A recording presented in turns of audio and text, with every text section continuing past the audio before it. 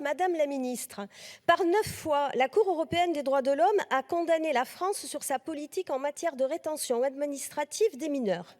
La 9e condamnation pointait, je cite, « un traitement inhumain et dégradant réservé à un enfant géorgien de 8 ans accompagné de ses parents ».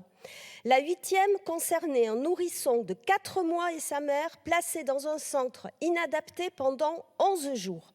Ces rétentions jugées inhumaines sont malgré tout possibles dans la patrie des droits de l'homme, parce que la loi le permet. Malgré ces condamnations à répétition, on aurait pu espérer des différents gouvernements un changement radical sur le sujet, ne serait-ce que pour l'honneur des valeurs humanistes qui sont à la source de notre République.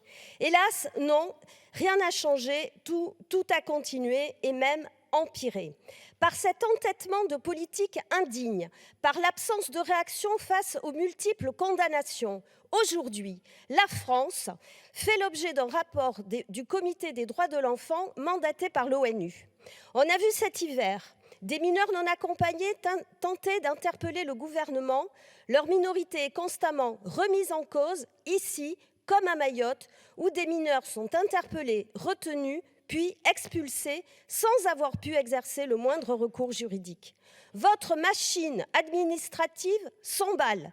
En 2021, elle réussit même l'exploit d'expulser un mineur de 16 ans vers les Comores alors qu'il est français. Quelle réponse envisager? Le projet de loi Asile-Immigration, dont les associations redoutent déjà les conséquences négatives? Ce projet de loi qui recevra la validation, après quelques arrangements pour le durcir encore, de la droite et de l'extrême droite? Quelle réponse concrète pour en finir avec les conditions indignes de rétention? Quelle réponse concrète pour laver l'honneur de notre pays, patrie des droits de l'homme? Je vous remercie.